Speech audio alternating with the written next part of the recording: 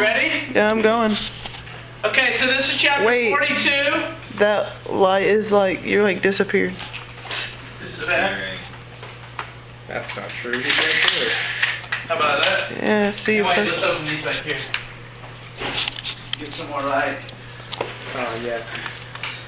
I'm excited to learn about the Big Bang. There we go. Now we're doing it. You know one of those videos you showed us yesterday? Yeah. Is that in the beginning of Contact? Is one of them at the beginning of Contact? Like where it like goes? It pans out further and further. Yeah. It's a different video, but it was still a good I saw my little That was a great beginning. Yeah, I was like so. It gets real quiet when you get further out. Okay, so you remember this guy? Thank you so much. Yeah. Remember this guy right here? Yes, Edwin Hubble. Edwin Hubble? Well, he looked at far-off galaxies, and he made an incredible discovery that kind of changed the world as far as scientists are concerned, changed the universe. He figured out that he measured the redshift or the blue shift from each galaxy out there. That means he measured the speed that it's moving. Just like a cop, when he shoots you with the radar gun, can measure your speed going away from you or coming towards the policeman. They do that with telescopes by measuring the red shift or the blue shift. Do y'all remember that? We studied that way back at the beginning. Something coming towards you, the light is shifted toward the red end of the spectrum. I'm sorry, I got that messed up. Something coming towards you, the light is shifted to the blue end of the spectrum. Something going away from you is shifted to the red end of the spectrum. Do y'all remember that from early?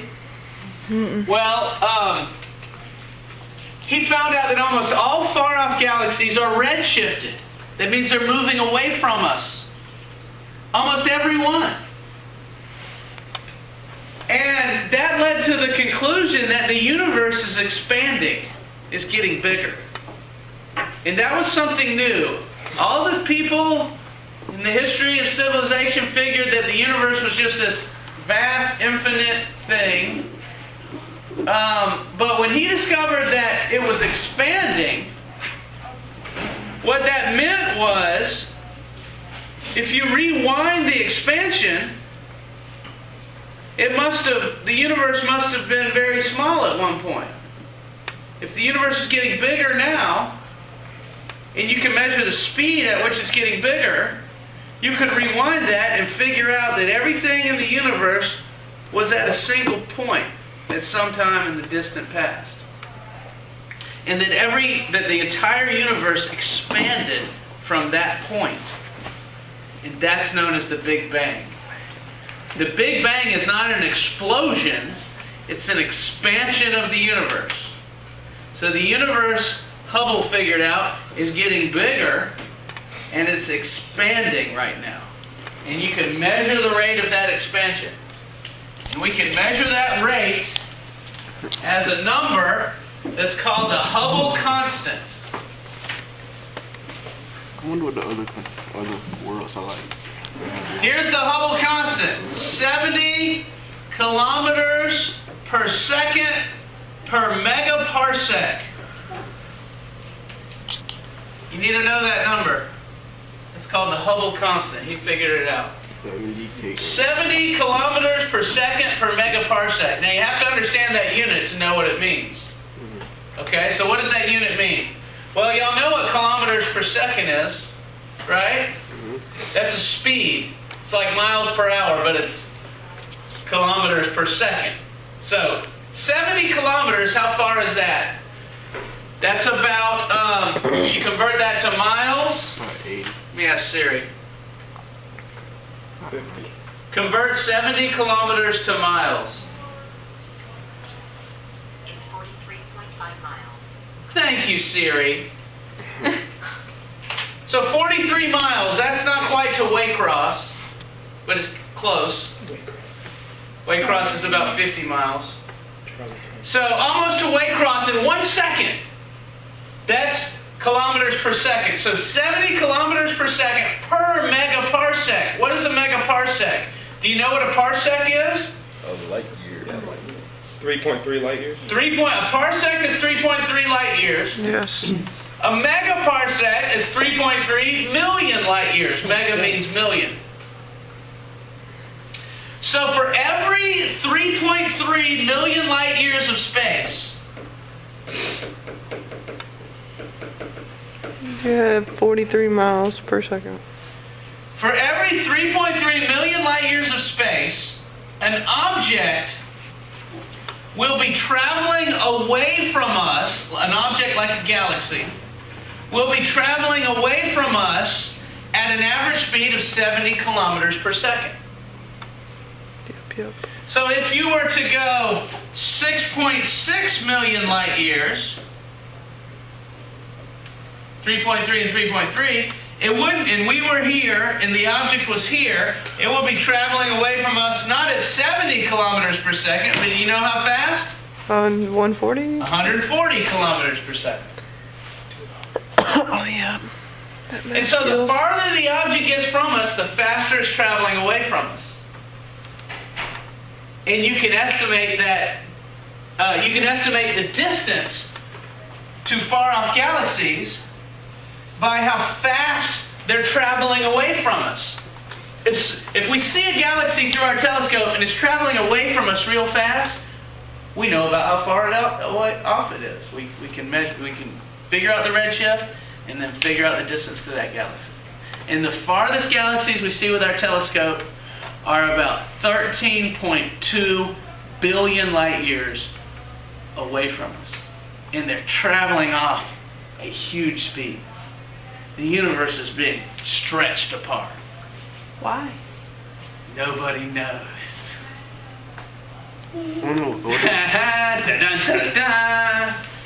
I remember doing this face when he did that. But Hubble figured that out. That's why Hubble's so famous. He figured out the universe was expanding, and it's not infinite, because if it's expanding, it must have started from a small size, and so it's not infinite. It's expanded to a certain size, whatever. We don't know what that size is, but if it started out as a certain size, it can't be infinite.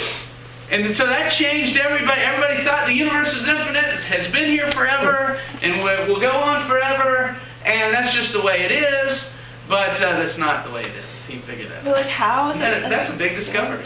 Probably some What's space that? animals It's in expanding space. into like nothing. Some squid. But- We don't know what it's Wow. expanding into because we can't see outside our universe. Like, but how? It's just stretching Yeah, out. that's what Yes. I don't understand how the galaxies that are farther away are moving faster than the ones that are closer. Like, wouldn't they all be going at the same speed, just expanding? Or why are they? Let's take a look. Look at this picture.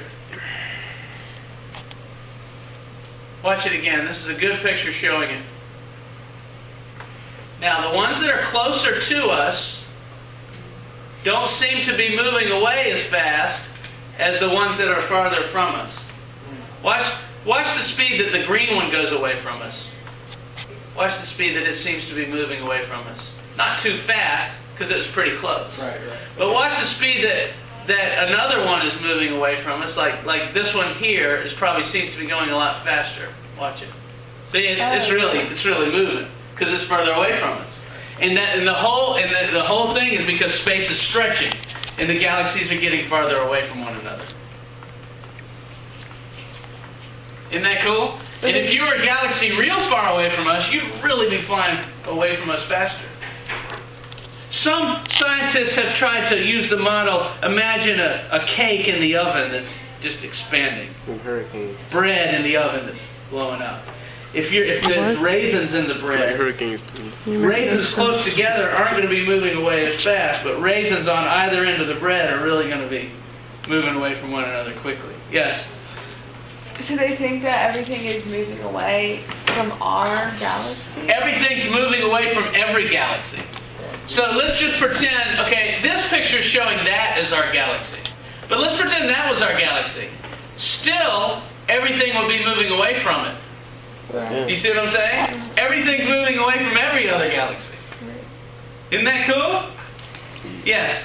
So what would be like the overall shape of our whole universe? That's what we're getting to next. Good question. Here's another thing showing that expansion. Imagine each dot is a galaxy. Space is just stretching. That blue stuff. The grid. That's blue. It's just a grid. Space To is show you how much stretching. it's stretching. Now, gravity keeps our galaxy from stretching. Our galaxy itself is not stretching. Space outside our galaxy is stretching. Gravity keeps the galaxy intact. We are not stretching right now. The Earth is not stretching. And even our galaxy is not stretching. But the empty space between galaxies, that's what's stretching. Dark matter. The dark matter is actually, gravity tracks dark matter, so the dark matter doesn't stretch either. Oh, okay. Just that empty space. So all the dots stay the same size. But now rewind that stretching and you could imagine all the dots will be right on top of one another. If you go backwards. Question? With galaxies that are moving really fast, would they like be able to tell if they're like, say we were in that galaxy on the outer bit, and would we be able to tell if we're moving that fast? Like would time be slower? Well, to you in that galaxy, everything's relative. So to you in that galaxy, you don't feel like you're moving, and all you see is other galaxies moving away from you. So you don't feel to us it looks like every other galaxy is moving and we're still, but that's not really true. Every galaxy is actually moving. So you don't feel as if you're moving. You feel as if you're in the middle and still. And every galaxy feels as if they're in the middle and still.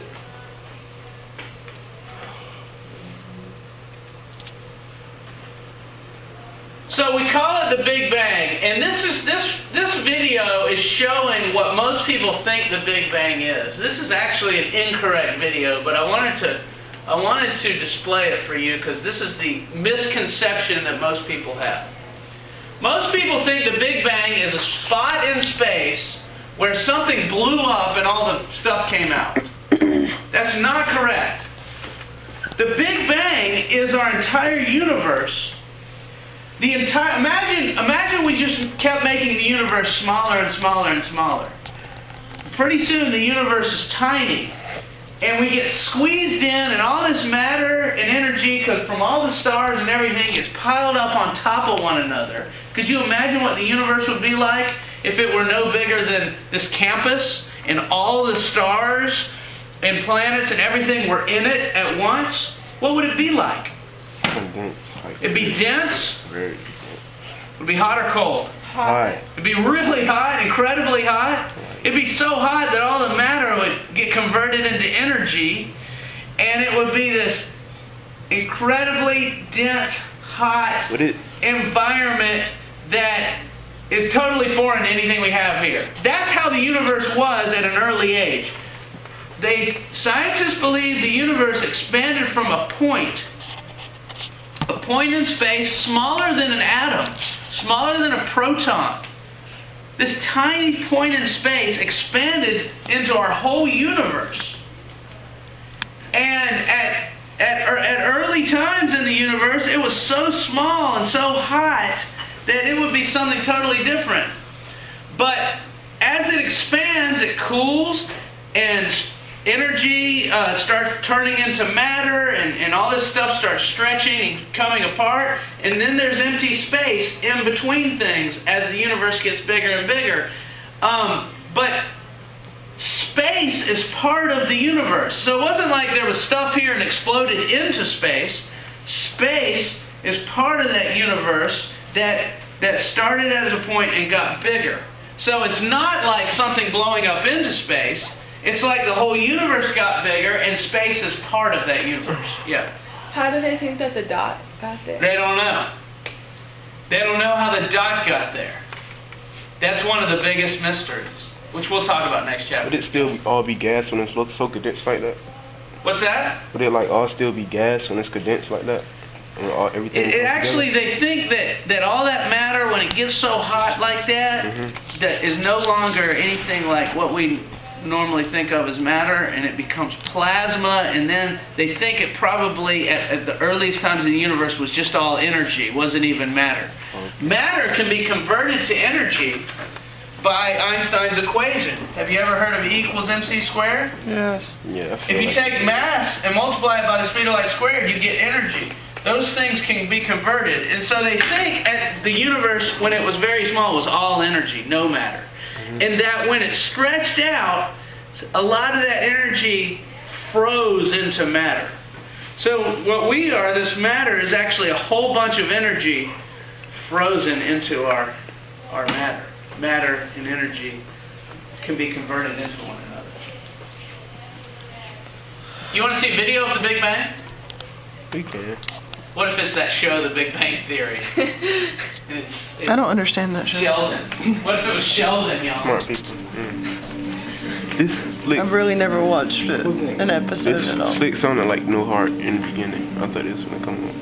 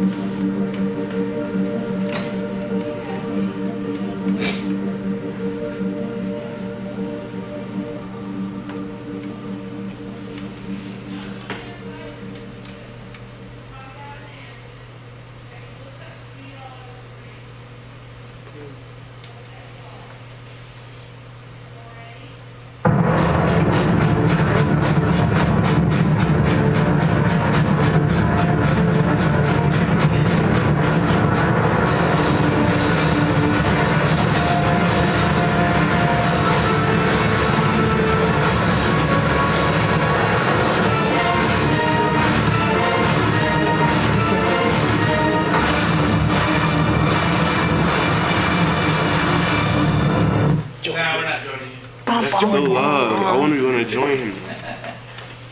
That was pretty good. Now stare. Yes. So it will be in the middle. What's that? Would it be anything in the middle of the cause that? Join me.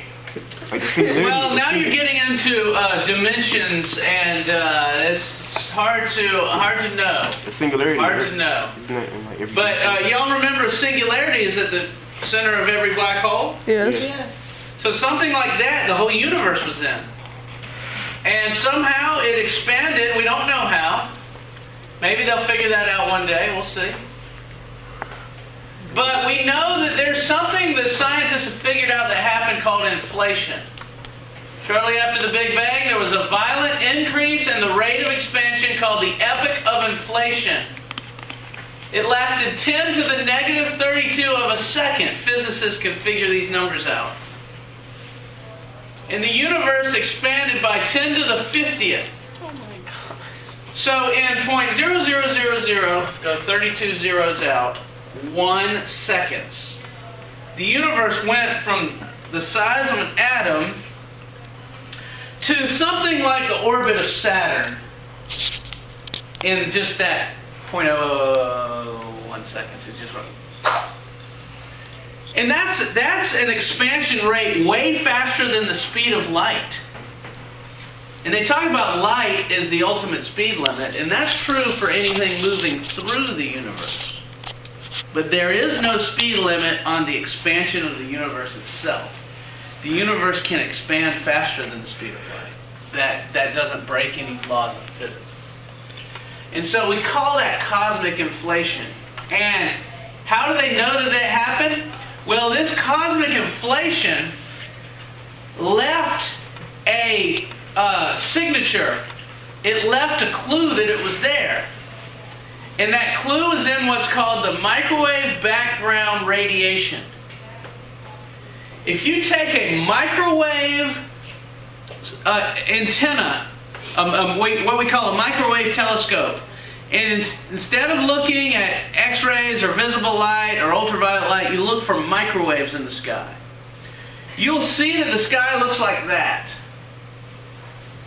And that's what the universe looked like shortly after the Big Bang.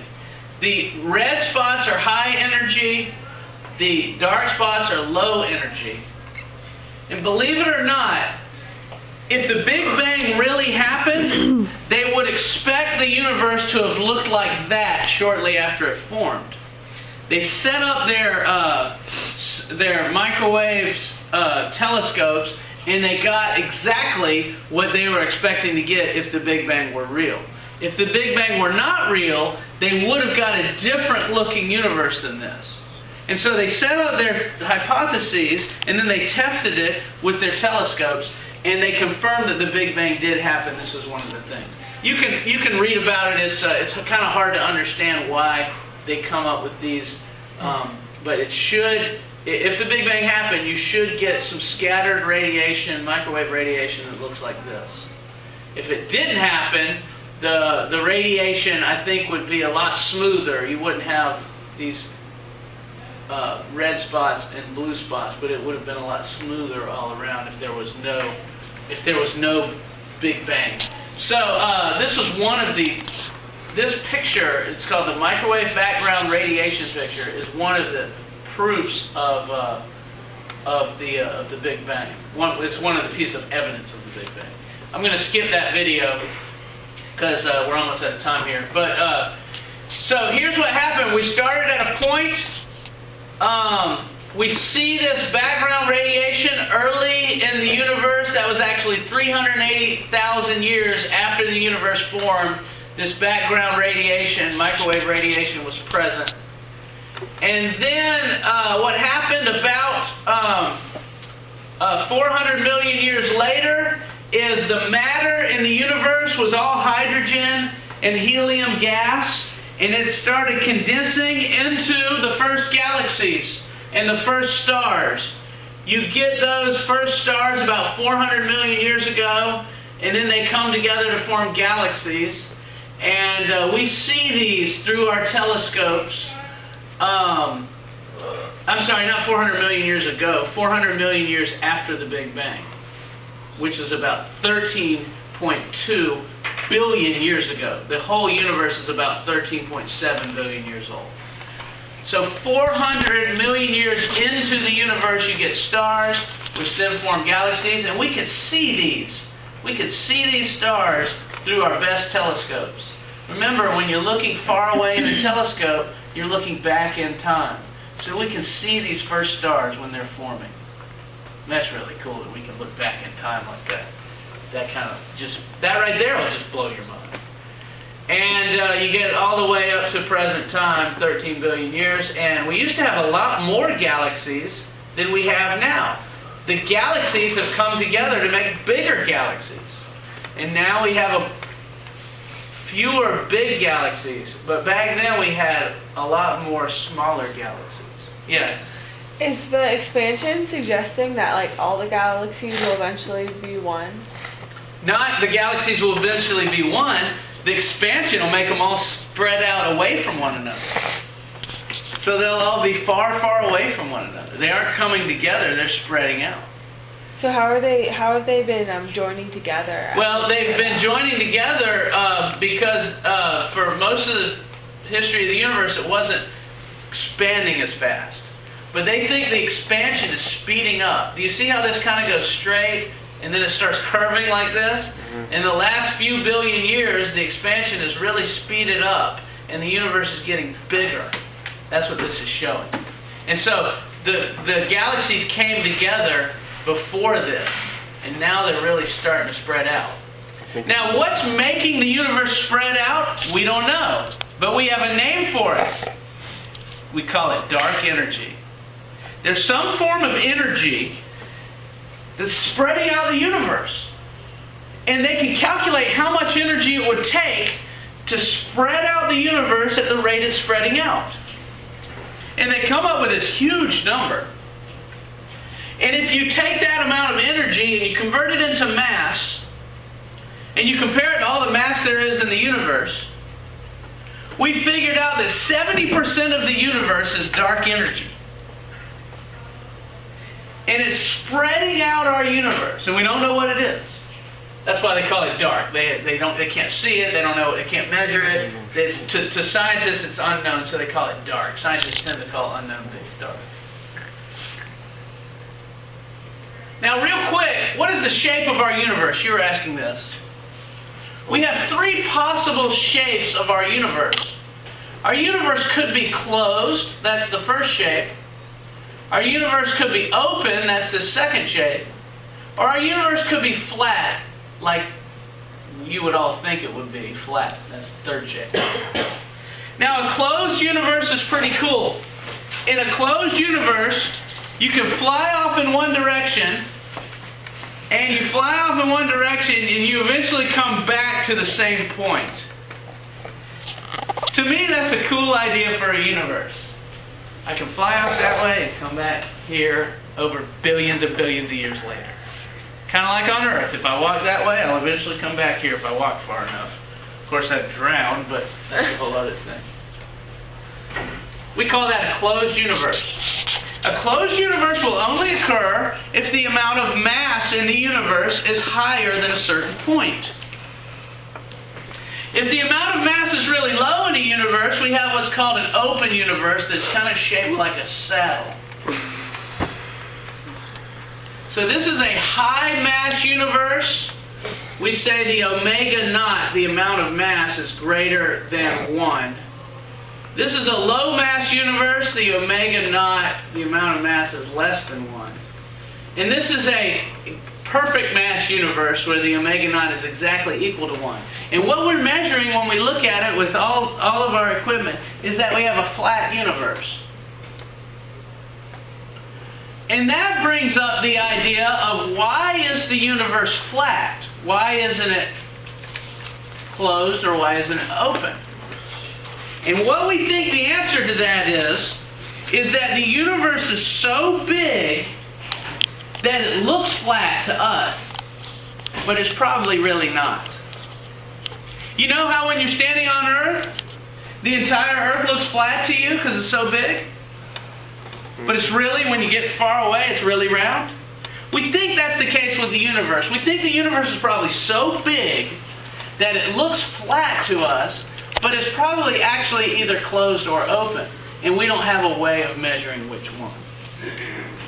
In my mind, I like to think that it's a closed universe that's really, really big, and if you went off in one direction, you'd come back to one point. That's kind of the way I like it in my head, but you can pick whatever you want. I don't like infinites. What if you walk off with an open... Like the rod. In an open one, you would never come back. You would head off, and you'd never come back. which to me makes it infinite, and that doesn't make much sense to me. Scientists aren't sure which one it is. Maybe they'll figure that out in the future. Oh, look at this. Look at this little ant on the balloon.